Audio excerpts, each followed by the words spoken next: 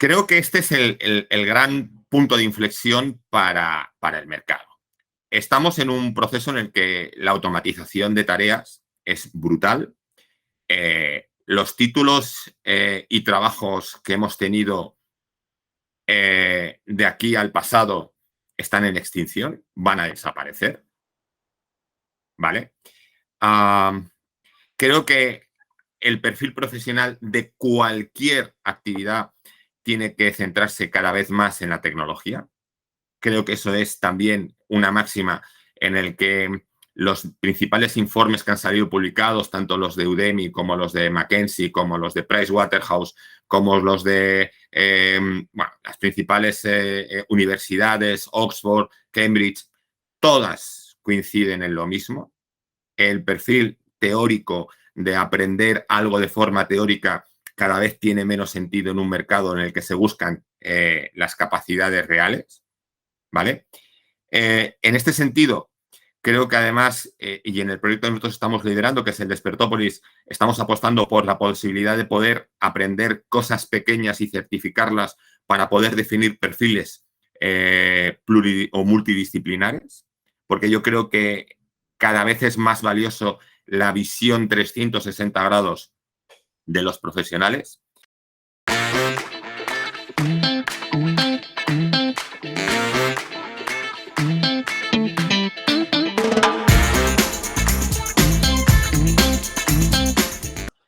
Hola y bienvenidos un día más a Cronus Talks. Hoy tenemos con nosotros a Alberto García Lluís Valencia, que es director de desarrollo de negocio en Blockchain Insider.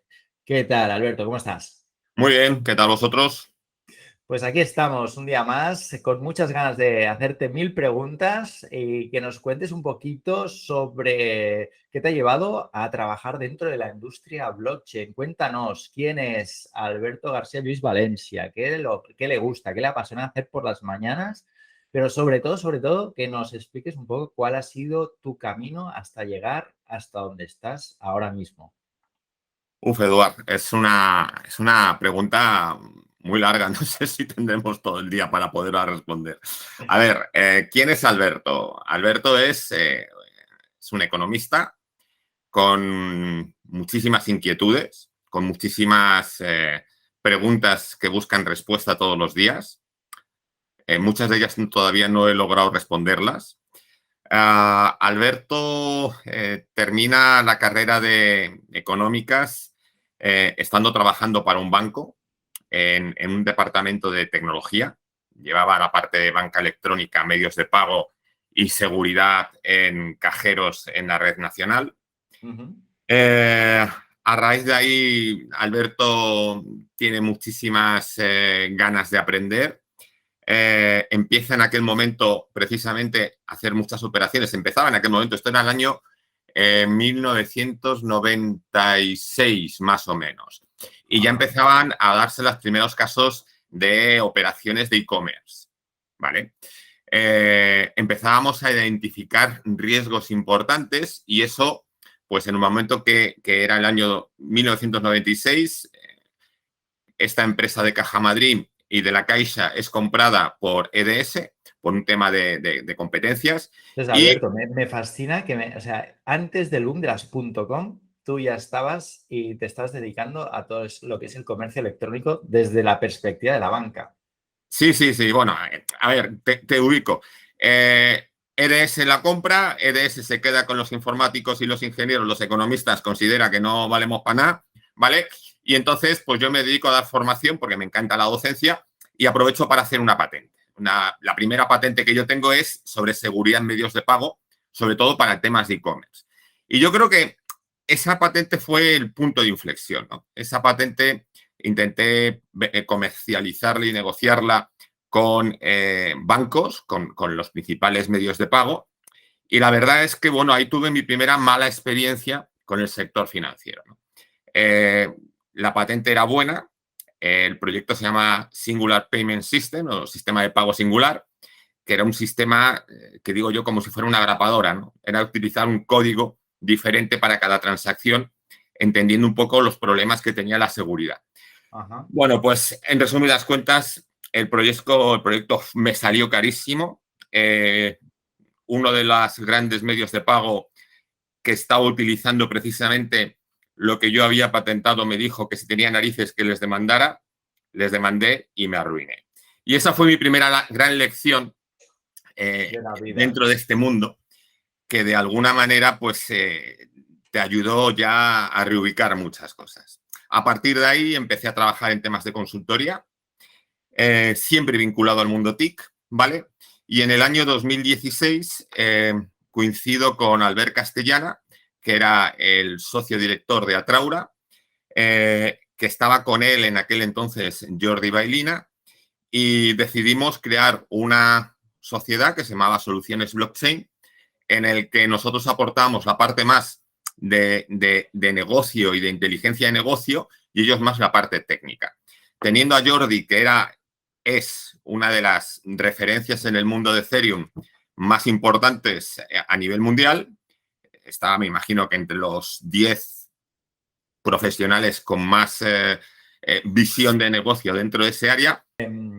Perdona, Alberto, una pregunta. ¿Por qué no nos ubicas un poco a Jordi Bailina para que la gente se haga un poco la idea de quién es? Pues Jordi fue uno de los White Hat que lideró todo lo que era la recuperación de los 50 millones de dólares, perdón, que se robaron del primer fondo de inversión en Ethereum, que fue de DAO. A MakerDAO, la famosa MakerDAO. Efectivamente. No, la famosa de DAO. MakerDAO es otro proyecto, es DAO. Esto fue en el año 2016. Vale. Ok, perfecto, perdona, pues sigue. Nos estabas explicando cómo acabaste dentro de lo que es la industria blockchain. Es decir, empezaste sector de banca tradicional, pagos electrónicos, montaste tú o patentaste tu propia idea, no te acabó de funcionar y aquí empezaste a asociarte con personas, ¿no?, que ya están un poco más metidas a nivel técnico a todo lo que es la industria blockchain, ¿no? Bueno, yo antes de eso ya estaba trabajando en temas de consultoría estratégica en entornos de soluciones de negocio, fundamentalmente lo que eran CRMs, ERPs y lo que eran los LMR, ¿vale? A partir de ahí, yo estaba siempre muy interesado en todo lo que era el área de gestión del conocimiento y todo lo que estaba muy vinculado al tema de la mejora de la competitividad empresarial, de negocio, ¿vale? Y fue cuando, bueno, pues empecé a conocer la tecnología blockchain. Me pareció alucinante lo que yo ya empezaba a ver en el año 2015-2016. Y en el año 2016 fue cuando, bueno, pues tuvimos una reunión importante con Albert Castellana y a raíz de ahí decidimos crear una sociedad conjunta que era Soluciones Blockchain, que era entre Atraura y lo que era VKMC, Valencia Knowledge Management Consulting. Entonces, a partir de ahí hicimos una propuesta clara de proyecto que veíamos muy inmediata, ¿vale? Era para la administración pública. Identificábamos que había un riesgo muy elevado dentro de lo que eran los portales de transparencia de la administración pública, que estaban obligados a colgar información financiera, jurídica y demás. Y nosotros entendíamos que, bueno, pues que cualquier persona podía entrar en ese portal de transparencia, coger información, manipularla y volverla a colocar. Entonces, nuestro primer proyecto se llamaba Immutabilis, que tiene que ver con la inmutabilidad de blockchain, y lo que hacíamos era precisamente crear un sistema en el que se podían subir a las páginas web información que estaba de alguna forma inmutada. Teníamos por un lado hasheado el documento y luego lo que era novedoso en aquel entonces, porque casi nadie conocía, trabajamos con IPFS para que el documento también pudiese descargarse automáticamente sin necesidad de tener que guardarlo en local, con los riesgos que eso suponía. Qué Bueno, bueno, pues esos Alberto. fueron nuestros primeros... Una pregunta, de todos los proyectos en los que has colaborado a nivel de blockchain, dinos dos en los que la aplicación de la tecnología te haya resultado más favorable, que hayas aportado más valor a tu cliente final. Wow, pues yo te diría que todos. Es decir, una de las primeras máximas que tenemos nosotros cuando hacemos análisis de viabilidad de proyectos, ¿vale? Es determinar qué sentido tiene la utilización de la tecnología blockchain, ¿vale? Eso quizás sea el primer punto de partida. y ayuda a tener que redefinir mucho lo que es el modelo de negocio. Esta es otra de las cosas que nosotros hacemos con nuestros clientes. Ayudamos a redefinir mucho qué es el modelo de negocio. ¿Por qué?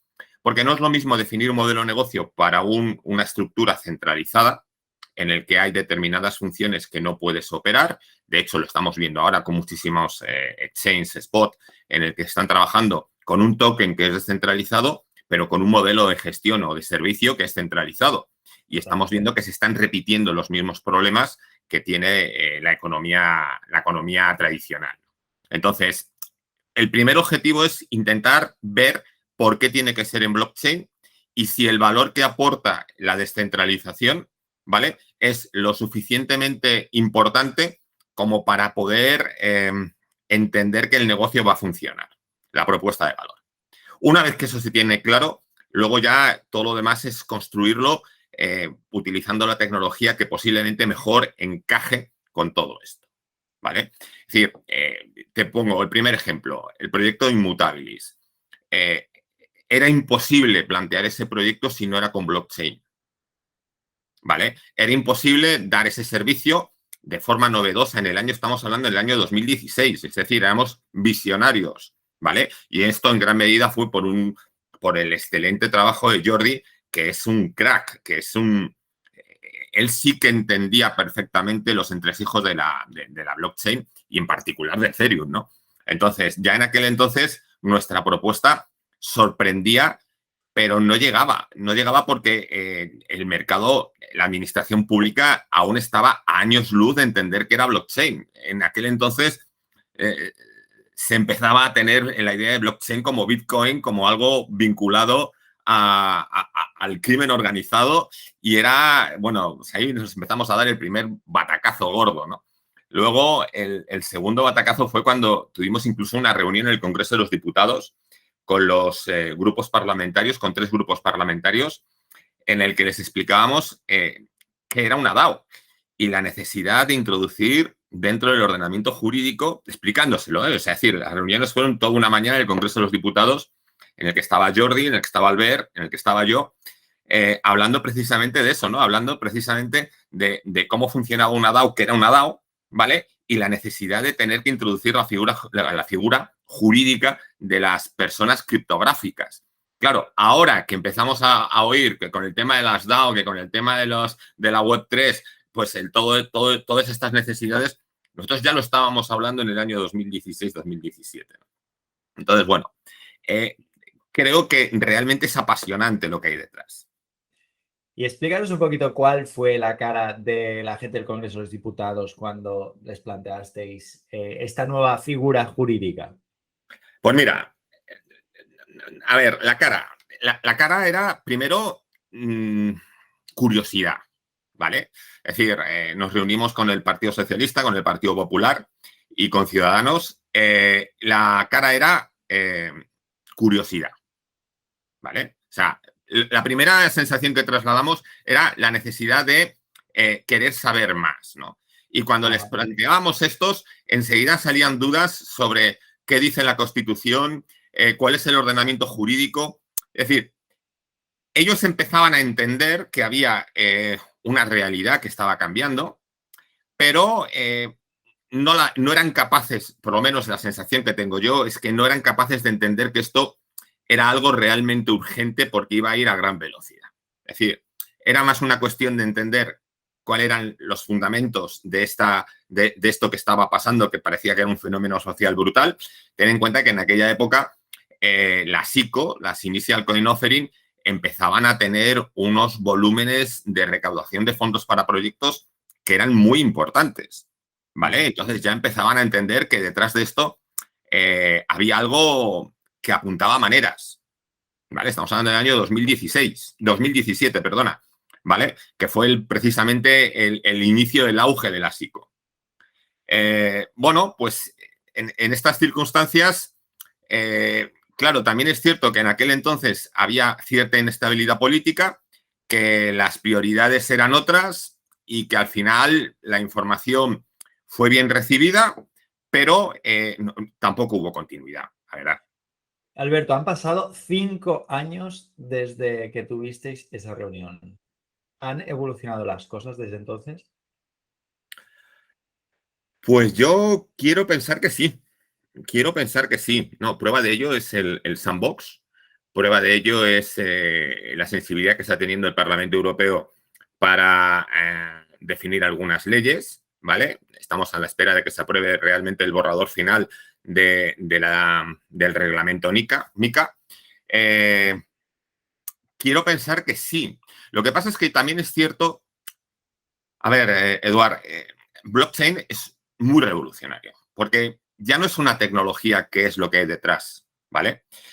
Lo que realmente estamos viendo es que es un cambio cultural brutal que está golpeando las bases, los cimientos de muchos de los elementos que hasta ahora teníamos construidos y que se están empezando a cuestionar. Cuando hablamos de blockchain en el mundo de las finanzas, blockchain en el mundo de las monedas, estamos viendo que se está poniendo en examen el modelo actual del sistema monetario y del sistema financiero. Antes era imposible, era impensable esto. Es decir, antes eran lentejas. Es que es lo que había y no había forma de cambiarlo. Ahora no. Ahora lo que estamos viendo es que tienes un modelo alternativo sobre el que ejercer una comparación. Y esa comparación te permite ver lo bueno y lo malo de los dos sistemas. Alberto, ¿cómo crees que acabará este choque de trenes?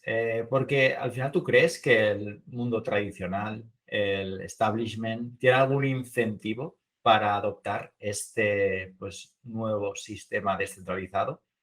Porque o sea, yo tengo una opinión muy clara y es que incentivos hay pocos. Entonces, a falta de incentivos, acciones que se van a realizar, es complicado. Entonces, yo no lo tengo claro y es algo que siempre pregunto a todos los entrevistados, es ¿cómo crees que se va a acabar produciendo esta adopción? Si se va a acabar produciendo, ¿crees que la regulación se va a acabar produciendo? ¿Qué opinas al respecto? Pues mira, yo difiero de tu opinión. A ver, yo creo que aquí hay dos variables que hay que saber gestionar de forma correcta. Por un lado, la gestión de cómo está realmente el sistema actual, el sistema tradicional, el sistema financiero, el sistema monetario. Desde hace tiempo yo vengo analizando, me dedico mucho también, aparte de investigar. Yo creo que el sistema financiero actual está en un punto de desgaste muy alto. Yo incluso lo he llegado a publicar en algún artículo que he escrito, indicando que realmente estamos en un modelo de error sistémico. ¿Por qué digo esto? Porque en la medida que vamos viendo cómo se van gestionando, se van introduciendo nuevos cambios regulatorios dentro del sistema financiero y monetario, estamos viendo que el estado que sale de esa nueva regulación plantea un escenario que es todavía peor que el de punto de partida. Y eso es lo que los ingenieros denominan un error de fallo sistémico. En eso estamos súper de acuerdo, ¿eh, Alberto?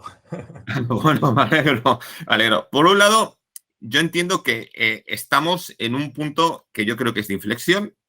Yo tenía un profesor de macroeconomía al que le tenía muchísimo aprecio, que era Quino Zamorano, que trabajaba en el Banco de España, que él me explicó en el año, pues cuando yo estaba terminando la carrera, en el año 96, él me explicó que la peseta, cuando empezó a adaptarse al Tratado de Maastricht para poder hacer la conversión con el euro, fue cuando recibió un ataque especulativo. ¿Por qué? Porque fue cuando empezó a haber un modelo de referencia para poder hacer comparaciones y para ver qué es lo que se cumplía y qué es lo que no se cumplía. Pues yo creo que algo parecido a lo que decía Quino Zamorano nos estamos encontrando ahora. Ahora estamos viendo un sistema monetario, un euro, que por primera vez se está comparando con otra cosa que está fuera de lo que es el modelo tradicional. Es decir, a mí cuando me preguntaban muchas veces, oye, pero joder, si es que detrás de el Bitcoin no hay nada. Y digo, es que desde 1971 detrás del euro tampoco hay nada. Hay confianza, hay un respaldo de una sociedad. Y es lo mismo, ¿vale? Es lo mismo. Entonces, al final, esto está generando que empecemos a reflexionar sobre muchos principios y teorías que, que nunca habíamos tenido ocasión de poder reflexionar porque nunca teníamos algo sobre lo que comparar. Y yo creo que esta es esa piedra angular del cambio. Y luego, al margen de esto, está la segunda derivada que yo te decía, que yo entendía que había dos elementos que son claves. Uno, por un lado, el desgaste del modelo actual, que es inevitable y que además yo lo tengo meridianamente claro, ¿vale? Pero es cierto que hay un debate sobre este tema y que habrá que analizar muchas variables porque no es tan fácil a la hora de decir que esto se queda obsoleto, vamos a cambiarlo. Hay muchos intereses detrás. Pero hay otra segunda derivada que yo creo que esta sí que es demoledora, ¿vale? Es decir, las personas que defienden el modelo actual son personas que en el mejor de los casos tienen 37 años. No te quiero hablar de los que tienen 50 o más de 50. A estas personas les queda, si trabajan en un banco, posiblemente 3 o 4 años. Porque los bancos están jubilando a toda la gente que tiene más de 52 años. Si trabajan en administración pública, posiblemente les queden como mucho 10 años. Como mucho. Es decir, que en unos 10 años aproximadamente va a haber una nueva hornada de profesionales que han mamado desde el principio la tecnología blockchain, que no son capaces de aceptar un modelo que no da un nivel de seguridad, satisfacción, transparencia, independencia, que no sea blockchain. Y este proceso, en mi opinión, será imparable.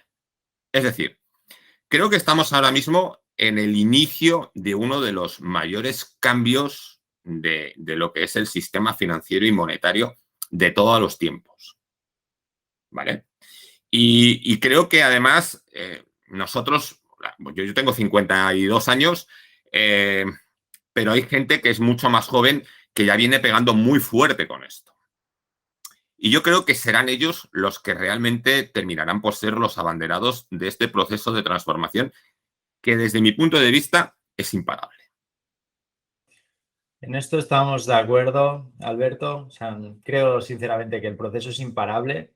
Lo que no veo son incentivos por parte de la Administración a corto plazo en adoptar ningún tipo de medidas favorables a la adopción real de la tecnología blockchain dentro del mundo de las finanzas.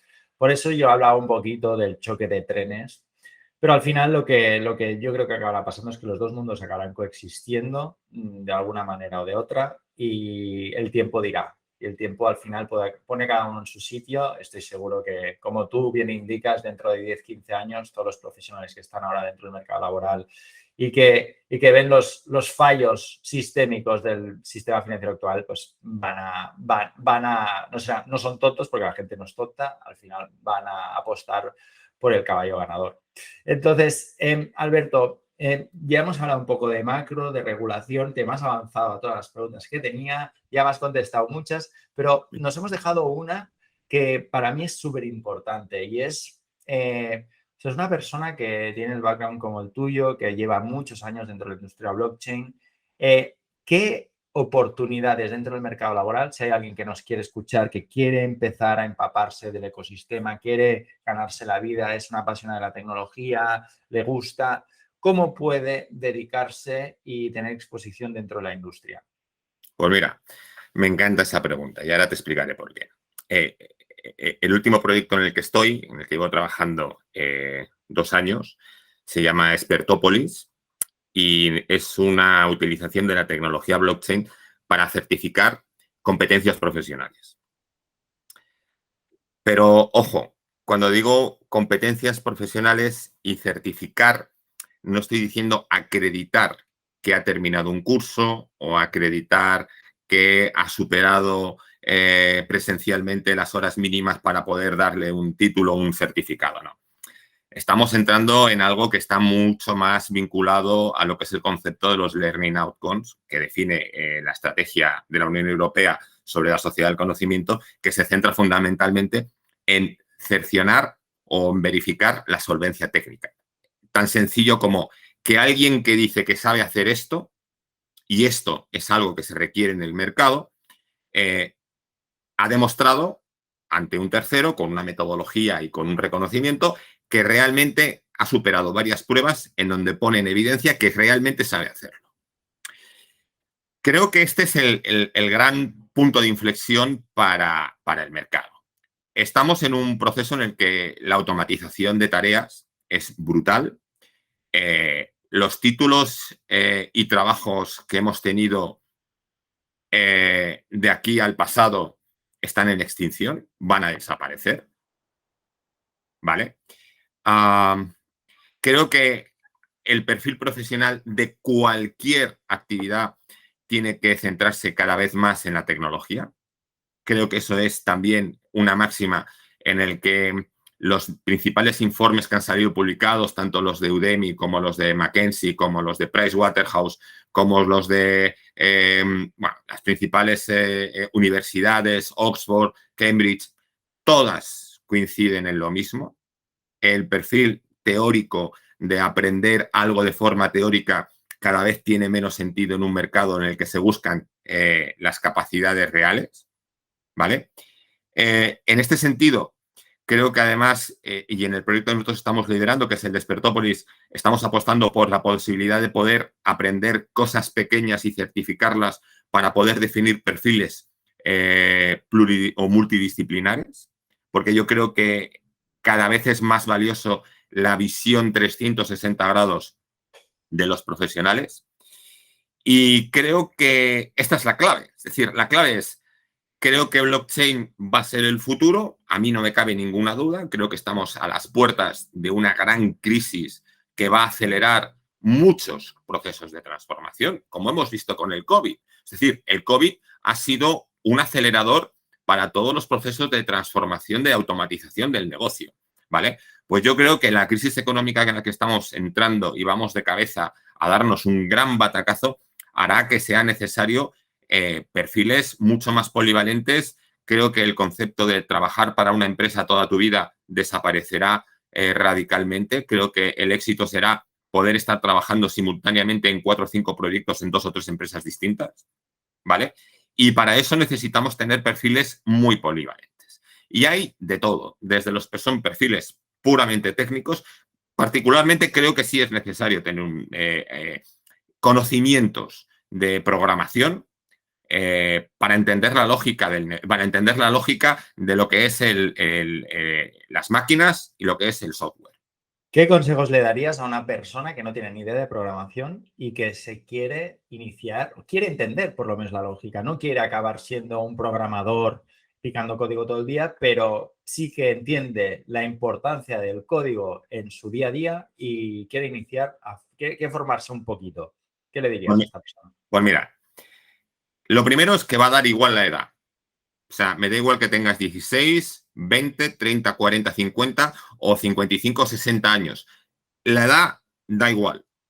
Lo segundo que diría es, empieza por aprender o por actualizar algunos conocimientos básicos sobre matemáticas y principalmente sobre estadística.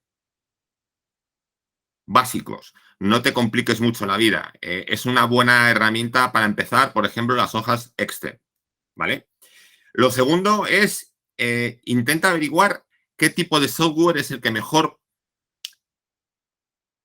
puede enganchar con lo que a ti te gusta. Si te gusta el diseño, pues algún software para diseño de páginas web. Si te gusta el análisis de datos, pues algún software como Python, por ejemplo, para el tema de análisis de datos, inteligencia artificial, machine learning o lo que sea. Es decir, si te interesa simplemente hacer aplicaciones web porque tienes una idea y quieres tal, pues utiliza algún framework para poder desarrollar tecnología móvil, por ejemplo, o web. Es decir, y aquí sí que te recomendaría 2 cosas. Una, antes de empezar, asesórate con alguien que sepa de programar. Y lo segundo, es muy útil también entrar en alguna comunidad. ¿Por qué? Porque pueden resolverte dudas. Segundo, porque te pueden dar recursos de aprendizaje gratuito, que yo siempre recomiendo que es un primer paso para luego dar un curso en condiciones y asentar una base de conocimiento sobre la que luego poder avanzar mucho más rápido, ¿vale? Y tercero, pensar que no tienes más limitaciones que las que tú te quieras poner. Me gusta mucho, Alberto. Me gusta mucho.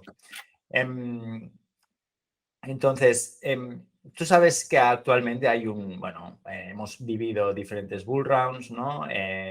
Vivimos el de 2017, ahora estamos viviendo, acabamos de vivir ahora el del 2021. Em, Evidentemente, esto le da más visibilidad a todo lo que es la industria blockchain.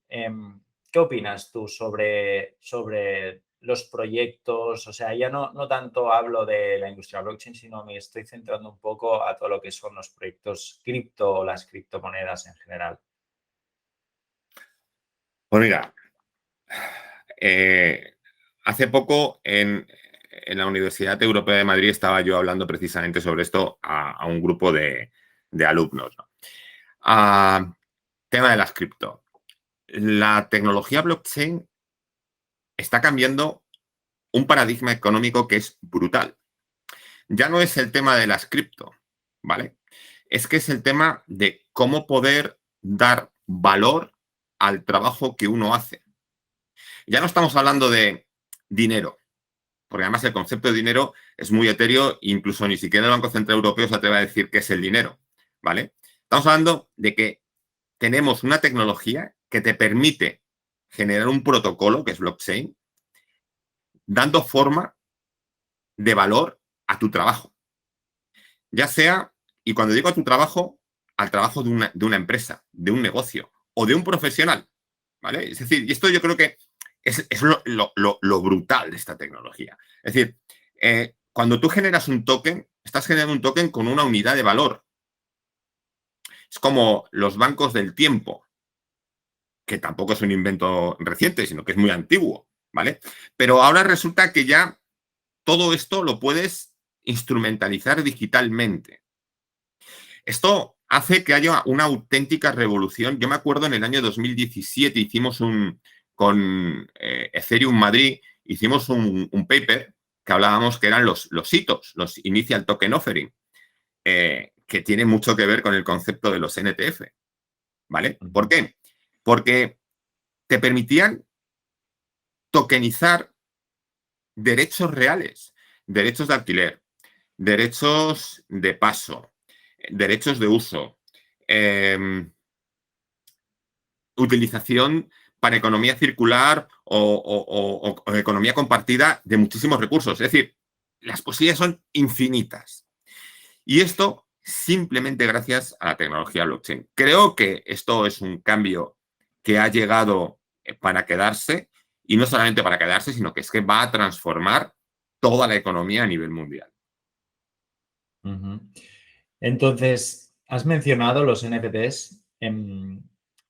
Los NFTs, ¿crees que están en un momento de burbuja? ¿La burbuja está a punto de explotar? ¿Ha explotado? ¿Qué opinas sobre los NFTs? A ver, ¿qué opino? Yo soy muy crítico en estas cosas. Yo creo que los NFTs tienen muchísimo futuro, ¿vale? Yo creo que ha habido mucha gente que ha sido muy oportunista, que ha visto los NFTs y se ha lanzado a la piscina con lo que tenía. Hay que entender también cómo es la naturaleza de los proyectos en tecnología blockchain, ¿vale? Es decir, cuando uno hace un producto mínimo viable y lo que busca es cómo sacar una idea de negocio al mercado con los menos costes posibles, se cometen muchos errores. Pero volvemos a entender que es un producto mínimo viable, es decir, es la idea más básica. Lo que pasa es que esto va muy rápido. Entonces, cuando tú sacas un NTF, un token no fungible, y resulta que utilizas tecnología de Ethereum para pasarlo a la cadena de bloques, el hash, ¿vale? Pero resulta que el fichero gráfico lo tienes en un servidor local, pues claro, es un contrasentido. Es decir, tú tienes un derecho tokenizado, distribuido, pero sin embargo, el fichero gráfico, que es el cuadro, la foto, el dibujo y tal, lo tienes en un servidor centralizado que ante un ataque o ante una pérdida de acceso o incluso ante un error del hardware puedes perderlo y con ello pierdes toda esa gran inversión que has podido realizar. Lo cual, pues lo único que te dice es que estamos en una fase todavía, en mi opinión, muy verde. Creo que tenemos que madurar muchas cosas, pero sin embargo creo que es un sector que tiene una capacidad y un desarrollo brutal. ¿Qué aplicaciones le ves a los NFTs? más directas, más obvias? Pues ¿Ves mira, en los NFTs de arte, por ejemplo? sí, lo que pasa es que también se pueden establecer de muchas formas, ¿vale? Puedes establecer un NFT que sea un certificado de autenticación de un cuadro importante, ¿vale? Y en el que en ese NTF puedas tener, pues desde las pruebas de rayos X, las pruebas de laboratorio de los pigmentos, donde puedas tener la historia de en qué manos ha estado o en qué lugares ha estado. Es decir, los NTF tienen muchísimas aplicaciones. En el tema, por ejemplo, yo estoy siguiendo ahora un proyecto, me parece muy interesante, que es NAS21, para el tema de alquileres. Creo que es un sector que está todavía verde, pero que en el momento que arranque va a pegar con muchísima fuerza. ¿Por qué? Pues porque simplifica muchas cosas. Alquileres y NFTs. A ver, cuéntame un poquito, cómo los casas los dos? Alquileres o no, vamos a ver, el concepto de un token no fungible es cuando tú tienes un token que es único y no es repetible, ¿vale? Esa es la definición de token no fungible. Tú puedes decir que un token represente un derecho y tú luego puedes dar validez temporal a ese derecho. Vale, vale. O sea, tokenizar derechos de real estate inmobiliarios, ¿no? De rendimientos futuros, ¿no? Esto es lo que estábamos hablando, ¿no? Claro, es decir, tú puedes, es decir, dentro de lo que es la programación, el concepto de token no fungible lo que hace es que es un token que representa un activo que es único. Por ejemplo, no es lo mismo representar un billete de 100 euros que representar un Picasso, porque billetes de 100 euros todos valen lo mismo y todos son intercambiables, ¿vale? Mientras que si yo te doy un cuadro, un Picasso, y me lo reclamas luego, tú querrás ese mismo cuadro, no querrás otro, ¿vale? Esa es la diferencia entre un token fungible y un token no fungible. Sí, sí. Ha entendido, entendido. Era para alinearnos. Genial. Entonces, una persona que habla con esta pasión acerca de las criptomonedas y los bitcoins, te lo tengo que preguntar. Entiendo que inviertes en criptomonedas. Entiendo que sí. O sea, me sorprendería mucho que me dijeras que no, A Alberto. ver, invierto en cripto. He comprado cripto. Tengo que reconocer que, y esto es una confesión, eh, a veces cuando te metes en varios proyectos estás tan con efecto túnel en ese proyecto que pierdes todo lo que se mueve alrededor, todo lo que se mueve fuera de ese túnel, ¿no? Tengo que reconocer que hace poco he hecho un curso DeFi, de finanzas descentralizadas, con Guillermo Abellá, muy bueno, que me está haciendo aprender o me está haciendo ver muchas más cosas de las que yo llegué a ver porque, bueno, pues por temas de trabajo te focalizas en un proyecto y pierdes la perspectiva, ¿no? Entonces, mi visión ¿Dónde es, ves que hay oportunidades ahora mismo a nivel DeFi? ¿dónde hay oportunidades? No me gusta recomendar oportunidades, ¿vale? O sea, no soy de las personas que te dice, invierte aquí, yo creo que esto va a subir. No, no me gusta, porque al final el riesgo que asumes es muy alto y sin saber a quién se lo está o quién es el que va a recibir esa información, puedes generar más daño que beneficios, ¿no? Lo que sí te digo es que me parece que es brutal lo que se está haciendo, ¿vale? Me parece que hay proyectos vinculados a lo que serían los generadores de liquidez del mercado que tienen un montón de aplicaciones en temas de negocio, proyectos vinculados a todo lo que es la parte de préstamos, que se están haciendo proyectos chulísimos y cada vez más interesantes. Creo que la nueva red o la nueva versión de Merge de Ethereum va a revolucionar el mundo DeFi en los próximos meses.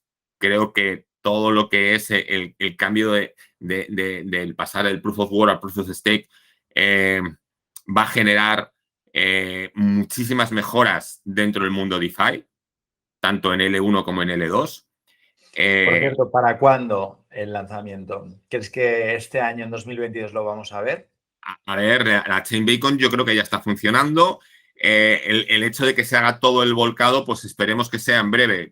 Hace poco me pronuncié creo que me equivoqué y dije, mira, a partir de ahora no voy a dar ninguna fecha, pero estamos expectantes todos, ¿no? Yo creo que Ethereum es un buen ejemplo de resiliencia de las tecnologías blockchain, ¿vale? Es decir, la capacidad que ha tenido Ethereum desde que salió en el año 2016 hasta ahora, que han pasado prácticamente 6 años, de mejorar y de ser capaz de recuperarse de todos los golpes, pone en evidencia realmente esta cultura de la tecnología blockchain, de entender la seguridad como algo de comunidad descentralizada y sobre todo la capacidad y la velocidad con la que se puede generar esa resiliencia que en el sistema financiero nada más que se habla de ella y parece que te cuentan un cuento de hadas, ¿no? Es decir, pocas veces la vemos, pero sin embargo todo el mundo dicen que son muy resilientes y son fantásticos, ¿no? Bueno, me parece que es un buen ejemplo, ¿no? También el ver cómo en esta comparación del mundo real con el mundo cripto, la filosofía es mucho más pragmática en el mundo cripto que la literatura y las cantidades de PowerPoint publicados por el mundo tradicional que te cuentan muchas cosas, pero que luego rara vez las ves. Perfecto, Alberto. Pues ya estamos acabando. Sé que eres una persona muy ocupada, entonces no quiero robarte más tiempo, pero sí, antes de irnos, tengo un par de preguntas y es que una persona con un perfil como el tuyo, que tiene cierto conocimiento de programación, has estado muchos años en contacto con la industria blockchain y ahora te dedicas al desarrollo de negocio y estrategia digital. Una persona con tu background, ¿en qué rango salarial se posiciona más o menos? A ver si te mojas o no te mojas para nosotros. A ver, decía un profesor mío, dice, no hay ninguna pregunta que sea complicada.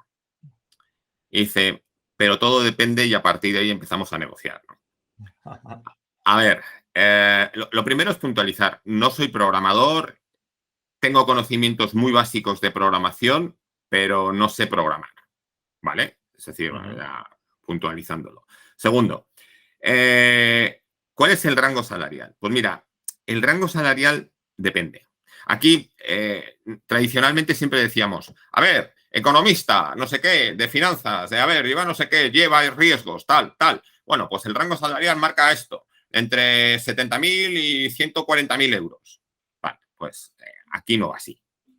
Aquí no va así.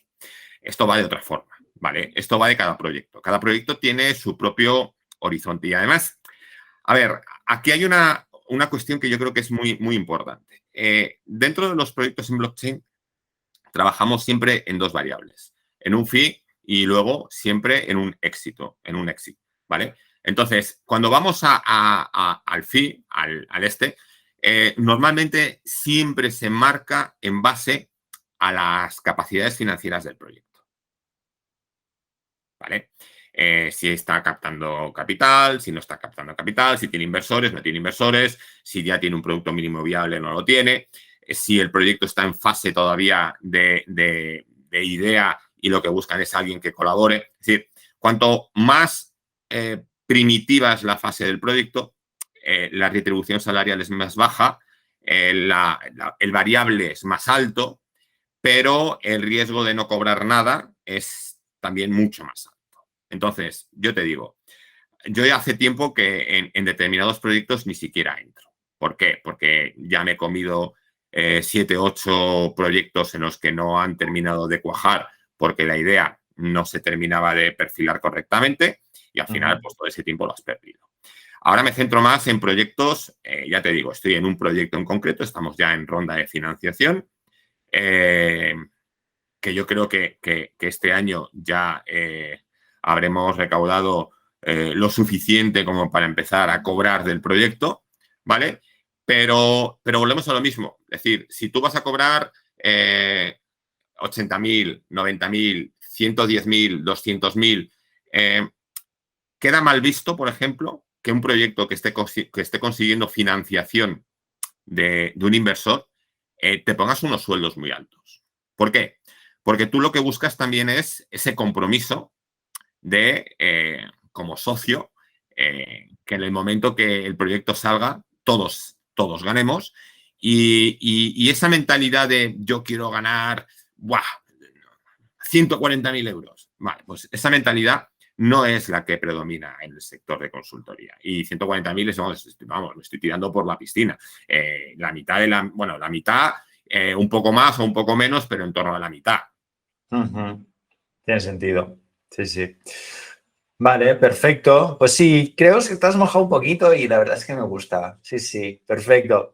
Y ya para acabar, ¿cómo te mantienes informado? O sea, ¿cómo estás al día? Porque dentro del mundo blockchain te despistas durante 3 semanas y parece que han pasado 2 años.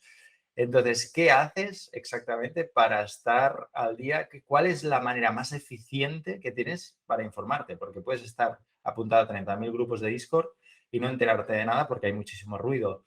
Dinos, por ejemplo, 3 o 4 fuentes de información que utilizas a diario. Muy buena pregunta, Eduard. Vamos a ver. Desde hace cosa de 3 años me he propuesto en mi disciplina diaria dedicarle mínimo 1 hora a estar leyendo o Telegram o revistas o periódicos cripto o determinadas aplicaciones de gestión de proyectos, de análisis de smart contracts, de evolución o informes técnicos. Es decir, me propongo que todos los días, sábados y domingos inclusive, le dedico 1 hora mínimo, y además esto es rutina, ¿vale?, a estar informado. ¿Por qué? Porque tú lo has explicado perfectamente. Es decir, esto va muy rápido. Incluso aun dedicándole mucho tiempo, no llegas a todo, ¿vale? A mí, por ejemplo, me encanta el poder analizar. Yo soy muy de debate, es decir, me gusta tener una mentalidad crítica constructiva, ¿vale? Cuando yo veo algo, me gusta poder debatir con gente y utilizo, por ejemplo, mucho LinkedIn para eso, ¿vale? Lo que pasa es que no a todo el mundo le gusta que alguien le lleve la contraria, entonces sí que tener cuidado. Sí, correcto. Pero creo que es muy constructivo y sobre todo te ayuda a pensar.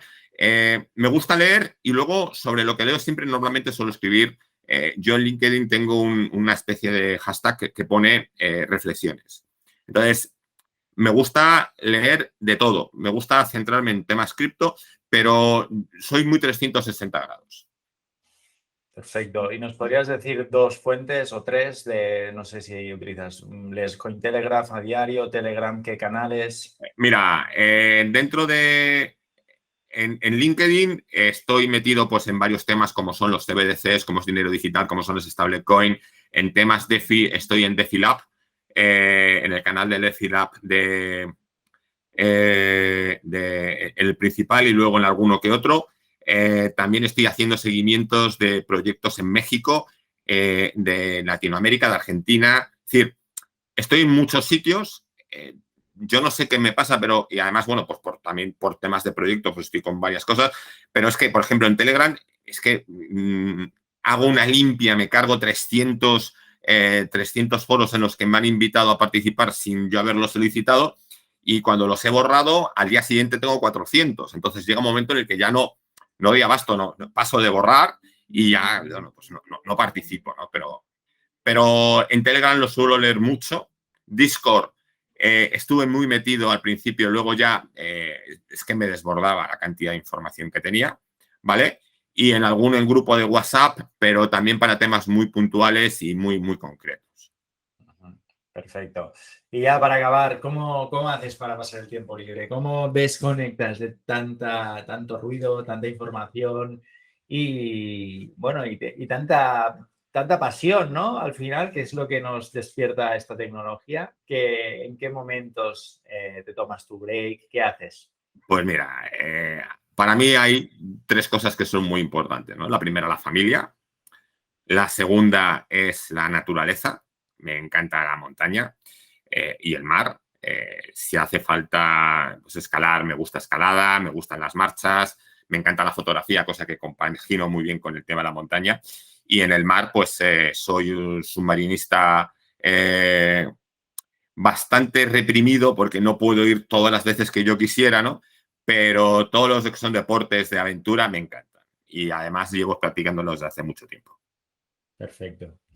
Pues muchísimas gracias por tu tiempo, Alberto. Ha sido un placer tenerte aquí, has aportado mucho valor y seguimos en contacto. Fenomenal. Gracias a ti, Eduard. Y nada, cualquier cosa a vuestra entera disposición.